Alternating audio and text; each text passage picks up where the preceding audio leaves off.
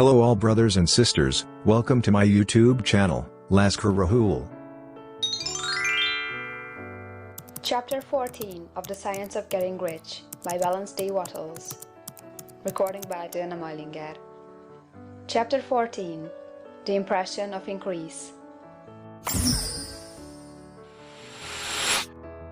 Whether you charge your vocation or not, your actions for the present must be those pertaining to the business in which you are now engaged.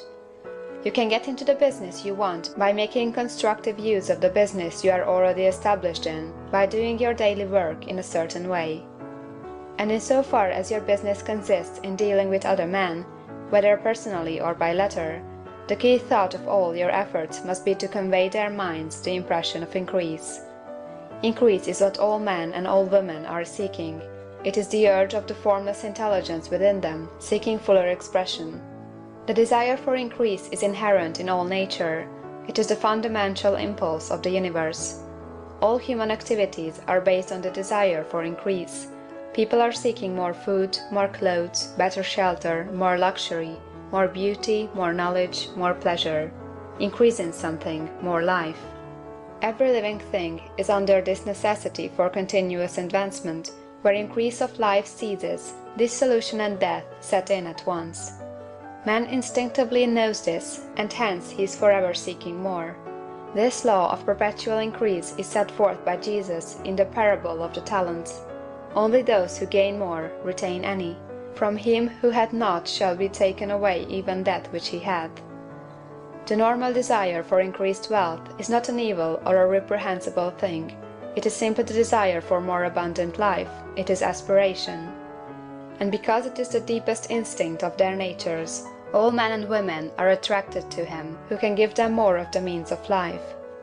In following the certain way as described in the foregoing pages, you are getting continuous increase for yourself, and you are giving it to all with whom you deal. You are a creative center, from which increase is given off to all. Be sure of this, and convey assurance of the fact to every man, woman, and child with whom you come in contact. No matter how small the transaction, even if it be only the selling of a stick of candy to a little child, put into it the thought of increase, and make sure that the customer is impressed with the thought. Convey the impression of advancement with everything you do, so that all people shall receive the impression that you are an advancing man, and that you advance all who deal with you. Even to the people whom you met in a social way, without any thought of business, and to whom you do not try to sell anything, give the thought of increase. You can convey this impression by holding the unshakable faith that you, yourself, are in the way of increase, and by letting this faith aspire, fill, and permeate every action. Do everything that you do in a firm conviction that you are an advancing personality, and that you are giving advancement to everybody. Feel that you are getting rich, and that in doing so you are making others rich, and conferring benefits on all. Do not boast or brag of your success, or talk about it unnecessarily. True faith is never boastful.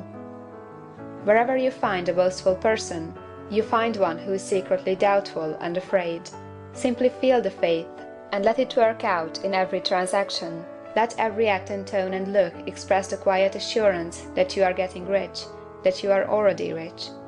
Words will not be necessary to communicate this feeling to others.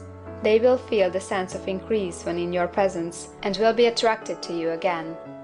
You must so impress others that they will feel that in associating with you, they will get increase for themselves. See that you give them a use of value greater than the cash value you are taking from them. Take an honest pride in doing this, and let everybody know it, and you will have no lack of customers.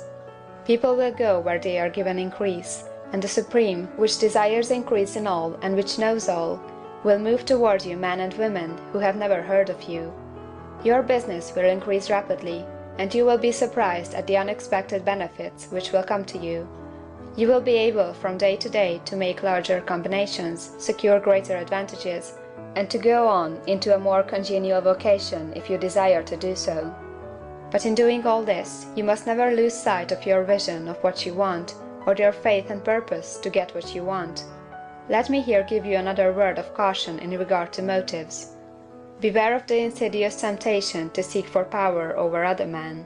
Nothing is so pleasant to the unformed or partially developed mind as the exercise of power or domination over others. The desire to rule for selfish gratification has been the curse of the world.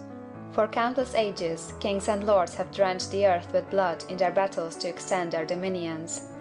This not to seek more life for all, but to get more power for themselves. Today, the main motive in the business and industrial world is the same. Men marshal their armies of dollars, and lay waste the lives and hearts of millions in the same mad scramble for power over others.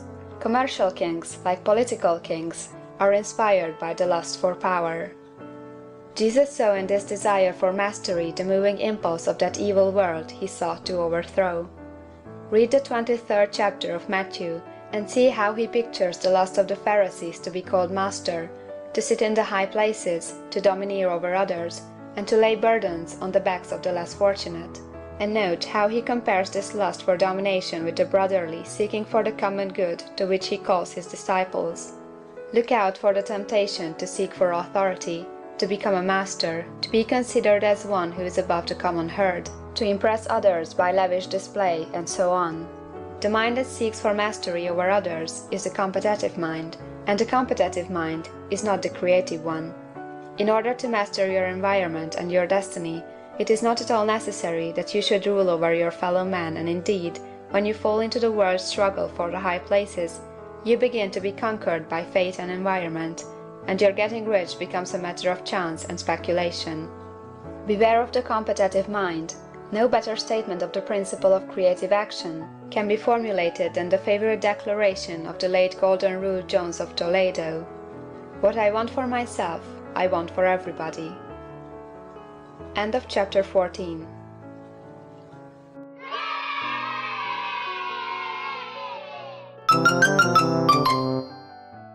Thank you for watching this video. Thanks for your valuable time, my dear brothers and sisters.